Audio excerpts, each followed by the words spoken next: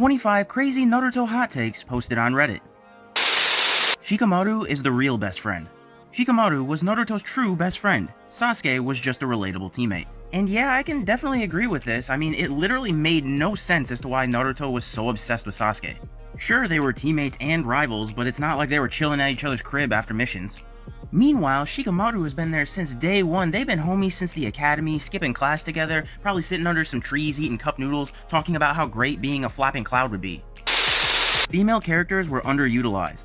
Just about every female character was undersold/underutilized. Tsunade was a very strong character, but I usually see her being voted the weakest Hokage. Sakura gets shysted because of her obsession with Sasuke. I wished that she was written to be strong for herself instead of pining over Sasuke.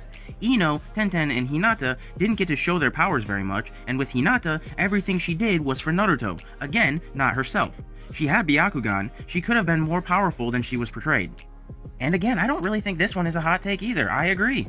Pretty much every female character in the series did what they did just for the sake of getting a guy's attention. The only exceptions to this were Tsunade, Tamari, and Tenten, and even then, they were pretty much useless in most situations. Even Tsunade, who's debatably the strongest out of all of them, was pretty much useless in every fight that she was in, and it's pretty sad to be honest. I wish there was stronger female characters. Or at the very least, give them a little bit more of an in-depth personality than I just want to feel Sasuke's Chidori. The real plot of Naruto. The main plot was retrieving Sasuke, not becoming Hokage or stopping the aliens. And again, not a very good hot take because that is pretty accurate.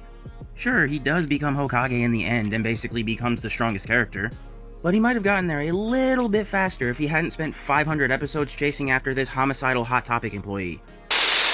Naruto's win release potential. Kakashi and Jiraiya were incredible shinobi, but failed to teach Naruto other jutsu to fight with, especially after they learn he is a wind type. They don't train him to use any wind-based jutsu. If Naruto had a mastery of Shadow Clone Jutsu, combined with an even beginner-level wind jutsu, he would have finished a lot of fights sooner. I mean, I can kind of agree with this, because it probably would have been beneficial for Naruto to have a more versatile repertoire, but at the end of the day, it's not like he needed it when he could just summon 10,000 Shadow Clones to jump the opponent. Not to mention the fact that, yeah, Naruto gets a lot of hate for only using Shadow Clones and Rasengan, but at the same time, pretty much everybody in the series only uses like 2 or 3 jutsu. Sasuke pretty much only uses Chidori, Amaterasu, and Susanoo. Shikamaru only uses Shadow Possession and Shadow Stitching. Hinata uses Gentle Fist, Ino uses Mind Transfer Jutsu, and Sakura Falcon Punches everything. Kaguya's involvement. Kaguya should not have been introduced at all. She added nothing to the ending of the story, and she felt like a cheap way to get rid of Madara instead of Naruto and Sasuke dealing with him as a final boss before the fated final fight.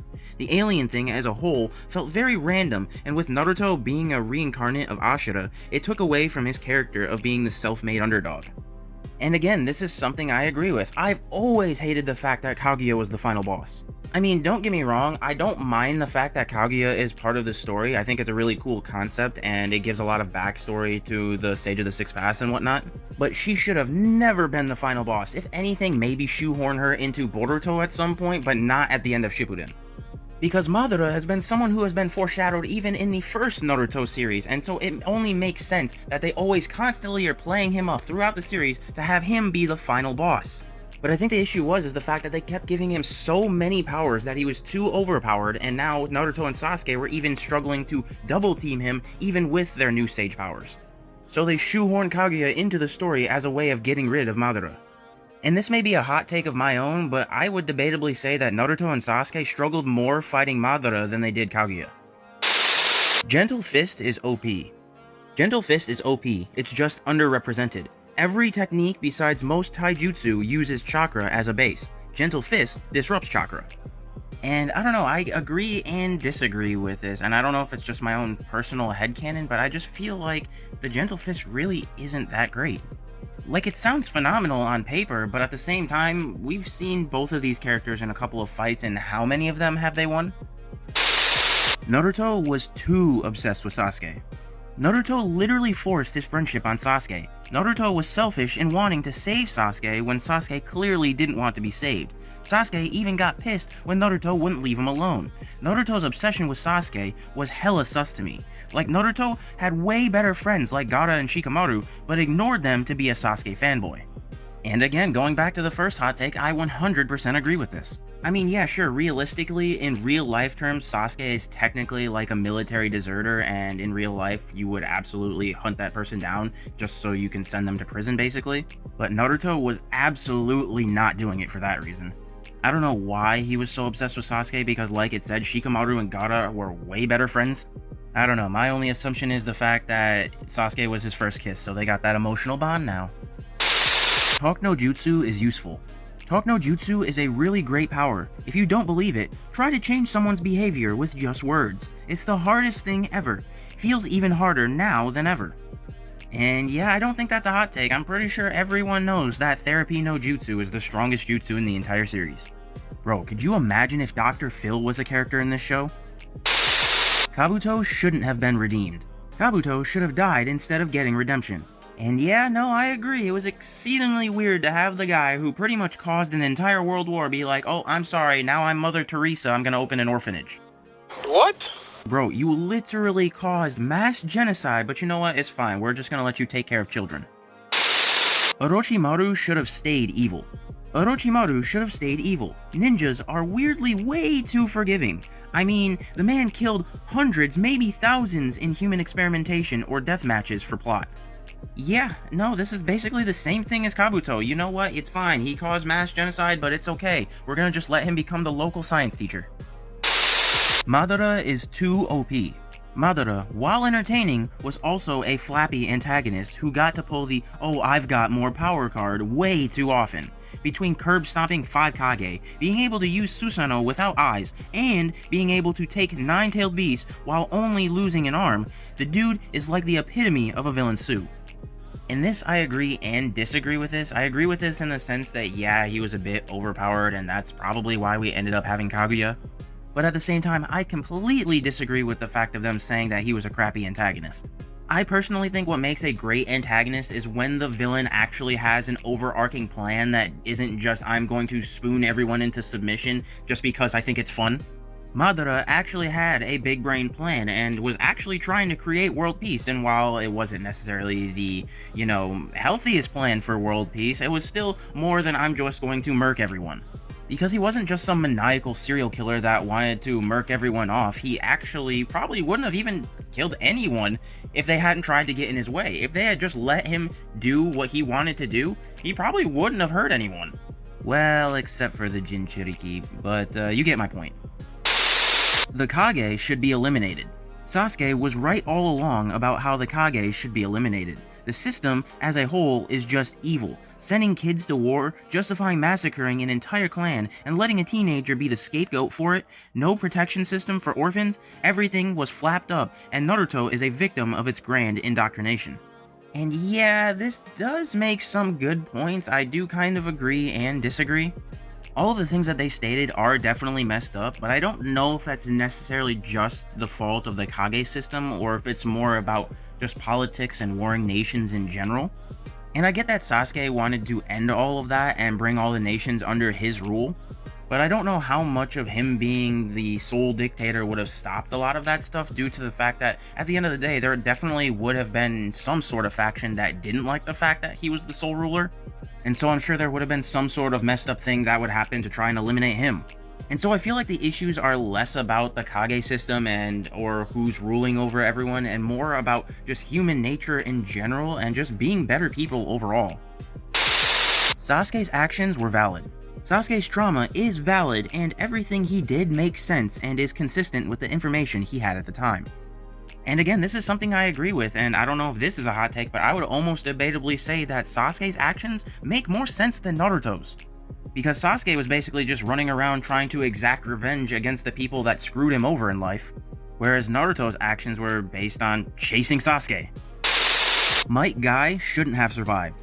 I definitely think Guy should have died after using the 8 gates to make it so much more impactful for Lee and his motivations. And this I also kind of agree with, and not necessarily for it being impactful for Lee specifically, but more impactful for the story in general. Because don't get me wrong, I absolutely love Guy and he's one of my favorite characters, but in Boruto he's just stuck in a wheelchair the whole time, so what was the point in keeping him alive, just for comedic relief? I think him being dubbed as the strongest taijutsu user ever and then dying in battle against Madara would have been way more impactful for the story and been more impactful for him being a legend. Kakashi was a bad teacher. Kakashi is an awesome character, but he's a terrible teacher. He focused only on Sasuke to the point where Naruto and Sakura needed other teachers. If Naruto and Sakura didn't get trained by Jiraiya and Tsunade respectively, they wouldn't have become so powerful. And while I don't necessarily disagree with this because he definitely did give Sasuke more attention than the other two, especially in part 1, I also don't think this is fully a valid criticism. Because if you look at the other teams, I would say all of the senseis mainly only focused on one student each. Kakashi focused on Sasuke, Asuma focused on Shikamaru, Guy focused on Lee, and Kurenai, I don't even know what she did. And also, the statement's not fully true because in Shippuden, Kakashi helped Naruto create the Rasen Shuriken. So the only one really left out was Sakura, and yeah, no one really cares. Sasuke sucks. Sasuke sucks. He left the village, became a mass murderer, and his crimes went unanswered.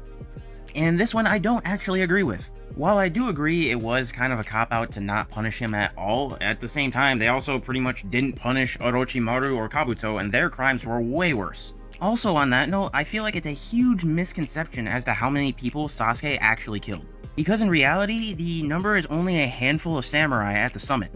Atachi most likely died from his sickness, and Danzo and Deidara blew themselves up.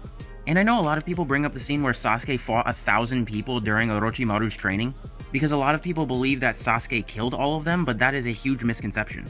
As you can see in this, Orochimaru clearly says, "You didn't kill them, you're still too soft." So Sasuke's kill count isn't nearly as large as everyone thinks it is. Tenten is worse. No matter how useless you think Sakura is, Tenten is 10 times worse. And yeah, no, that's accurate. Tenten literally accomplished absolutely nothing and had less screen time than Naruto's wallet. And also, this might be a hot take in itself, but I actually don't think Sakura is that useless. She's actually pretty useful in a lot of situations, it's just she says a lot of dumb things. No, you didn't catch up to these two. Hiruzen Sarutobi wasn't a bad Hokage.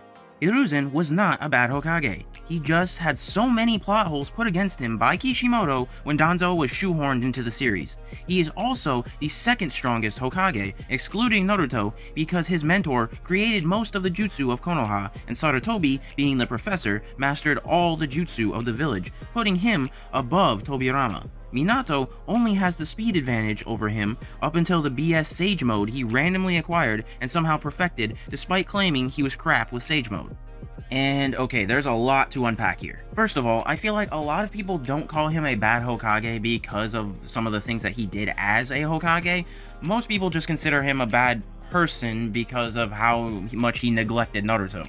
The man basically left child Naruto to fend for himself and only showed up to give him his rent money every month. And as far as the statement of him being the second strongest Hokage, excluding Naruto, so basically the third strongest after Naruto and Hashirama, I would say that this is about as debatable as power scaling in Dragon Ball Z.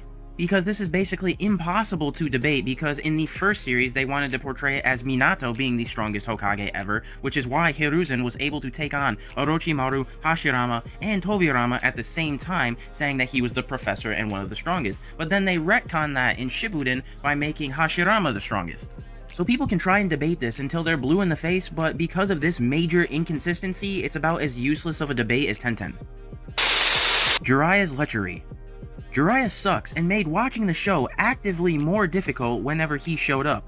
It was very alienating as a young girl when one of the main characters most celebrated by both the narrative and the fanbase is an old lech who spies on women while they're bathing and asks an underage boy to use a jutsu for some suspect activities.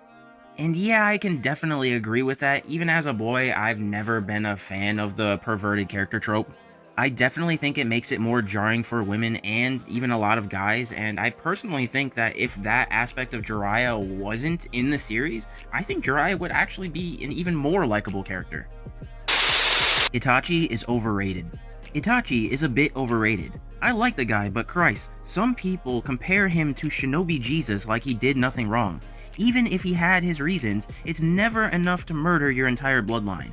He's pretty much the Anakin of Naruto, and that's okay. You can like the character who's evil, just please don't act like he was right for doing those things. And again, I kind of agree, and this is coming from me who Atachi is not only my favorite Naruto character, but my favorite anime character in general. So obviously, I love the character, but I'm not one of those fanboys that think that he's the greatest thing on earth, no one can ever beat him in the series, and that he did nothing wrong. Itachi is a character that was forced into an incredibly terrible situation and didn't really have any other options. And while I do think that the massacre in all actuality is absolutely Danzo's fault, but at the end of the day, technically speaking, Atachi is a mass murderer, but people do tend to forget the fact that so is 90% of the characters in the series. Don't forget the fact that Kakashi, all of the Hokage, and probably pretty much anyone above the rank of Jonin are also all mass murderers. Jiraiya, Tsunade, all of these characters were a part of war and or the Anbu or some sort of dangerous mission at some point and definitely had to murk off a bunch of people, so don't act like Atachi is the only character that had to do something bad. And this is not me trying to justify saying that what Atachi did was right, but you gotta remember the concept of the series at the end of the day. They're all ninja, and what do ninja do? Specialize in assassination. Supporting characters carried the series. The main trio are pretty bad, to be honest. The side cast carried the series, and when they were casted aside in Shippuden, it really showed how limited and awful the story was. Also, I'd much prefer Kiba as a main character to Naruto too. What? Okay, I don't know if this person is trolling, but if not, they might need some help. I mean, don't get me wrong, the main trio definitely does have its flaws. But there is no universe where you're gonna tell me that Kiba is a better character than Naruto. Bro, Sakura is a better character than Kiba. Minato was a terrible father. He only lived long enough after Naruto was born to do like one thing, and he chose to seal a demon into his son during that time. And okay, I think this is a really bad take. This is not a valid criticism of Minato. There was essentially a giant walking nuke destroying the village and there was no one else around. What did you want him to do? Have him try and 1v1 the Ninetales? I'm sorry, but he would have lost. Kushina was already dying, so the only option was to seal Kurama inside of Naruto. And he said the reason he sealed it in Naruto was because he had faith that his son would be able to control it someday, which was true. Naruto isn't that great of a character. People say that he worked hard, and I'll admit, having your parents seal the demon fox that killed them inside of you and being neglected by your home does really suck, but having that demon fox give you all the power and plot armor you needed doesn't really make you strong. And again, that's cap, because 80% of the series he couldn't even use the Ninetales chakra. Sure, he had ways to use a little bit of it here and there, but for majority of the series it was more detrimental than it was useful, because if it went out of control he just started attacking everyone. He didn't have full access to it until the war started. And as far as you saying he has plot armor, I mean, yeah, I can't argue that. He's the main character in a shonen series. What did you expect? The Akatsuki were underwhelming. Akatsuki was pretty underwhelming. I don't know if it's a hot take, but I feel like they were. And I completely disagree. This is definitely a hot take because I would personally say that they are probably one of the most in-depth villain groups I've ever seen in a shonen anime. Unlike majority of shonen anime villains, almost every single one of them had a pretty unique and interesting backstory, in which in my opinion made it much more fascinating and feel like much higher stakes when they did fight as opposed to the typical villain of the week like most anime. Danzo did nothing wrong. I love Danzo. He is an interesting character and he truly loved Konoha. Honestly, I don't know why everyone hates him. What? Bro, are you okay? I genuinely feel like you're not okay. What do you mean he did nothing wrong? He caused like half of the bad things in the series. He is the sole reason for the Uchiha massacre. He hid away in a hole and did nothing when Pain attacked the village. You wanted Orochimaru to become Hokage. Heck, if he had been still alive, I wouldn't have been surprised if he teamed up with Madara. Actually, never mind, he hated the Uchiha, but you get my point. Like, bro, could you imagine how different the story would have been if Shisui would have actually been able to use Koto Amatsukami and avoided the massacre? Itachi and Sasuke would have never left the village, Shisui would have still been alive, Fugaku would have still been alive. Yeah, screw this wrinkly turn-up.